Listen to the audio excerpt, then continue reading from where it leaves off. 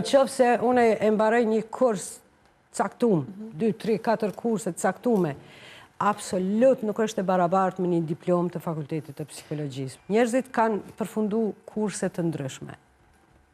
Për zhvillim personaliteti, për trajner, gjendja emocionale dhe vetë quhen si profesionist të shëndetit mendor dhe bojnë që si informacione kanë hapë faqet e tyre dhe pa pushim, mund të them që pa pushim i japin informacione në për rrjetet sociale ku të gjithë njerëzit kanë qasja aty. Është e damshme, pa dyshim, sepse një psikolog të duhet bajgi kohë me trajtu një klient për me ardhë deri të një vlerësim, sepse është përgjithësi jashtëzakonisht e madhe, që ti me i thonë një individit që ti vua nga ky çrregullim. Nuk guxon, duhet me pas përgjithësi, etik morale të punës. Këto mënyra e këtyne informacioneve, dezinformacioneve në rrjetet sociale është më e shpejt, është më plus që këto po bëhen me disa dizajne shumë tërheqëse, me disa tinguj muzikor që janë tërheqës, dhe normal që po kanë shikueshmëri të madhe, si që kanë Cek dhe The Guardian, që janë mbi 1 milion shikime.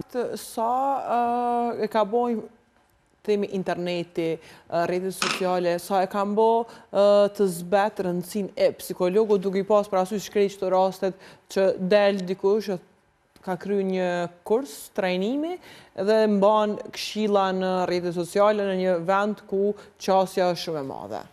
Unë mendoj që për ata cilët mendojnë dhe veprojnë për veten në mënyrë të drejtë, nuk do t'ish dasht me SB.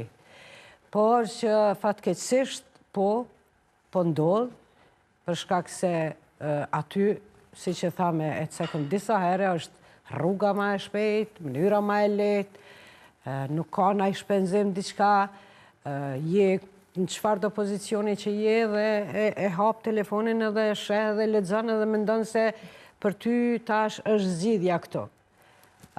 Po kthena pak te informacionet, te ajo mënyra se si na mundemi me ndihmu që njerëzit me u vetë disu për këtë mënyrë jo të mirë, jo të duhur, për këto dezinformacione që po ndodhin në rrjetet sociale.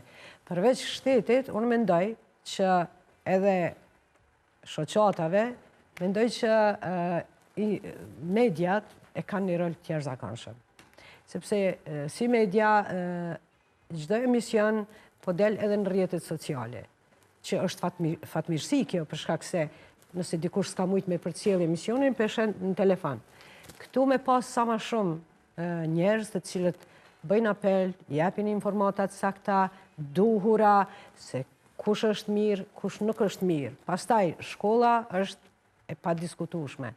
Në shkollat tona duhet me pas shumë ma shumë informacione rreth këtyne dezinformacioneve, rreth këtyne informatave të rreme dhe t'i informojnë sa ma drejt rinin ton që njeri profesionist është për ty, njeri profesionist ka përgjithësi morale, etike që ty me t'jep një këshill, me të trajtu ashtu si duhet. A i bje kjo që edhe nëse dikush mund të përballet aktualisht me ndonjë problem të çrregullimeve mendore, çfarë do të qofshin, ai mund ta zëvendësoj psikologun nëse ta gjejë një psikolog tek këto përmbajtje në TikTok. Psikologu nuk mundet me zavendësu, absolut. Po flasëm për manipulimin i cili mund të bëhet ose... Për shkak se në qoftë se une e mbaroj një kurs caktum, 2, 3, 4 kurse caktume, absolut nuk është e barabartë me një diplomë të fakultetit të psikologjisë, për shembull. Po, mirë, po, a mund të jetë ndoshta edhe kjo nga që në shumë klinika trajtimi mund të kushtoj?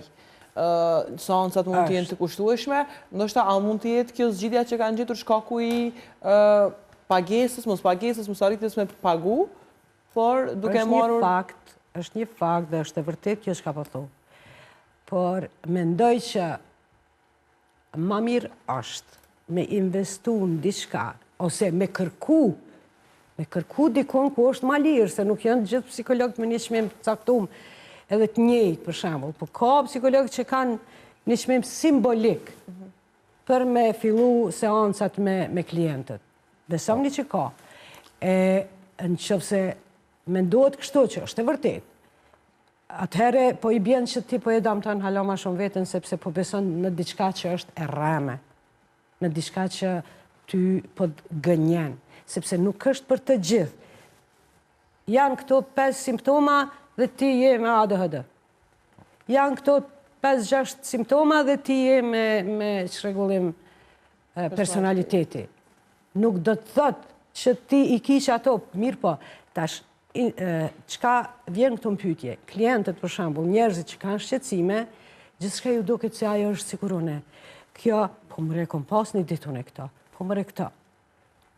Këtu fillon ajo edhe më shumë shqetësimi që mund ta ketë mandej.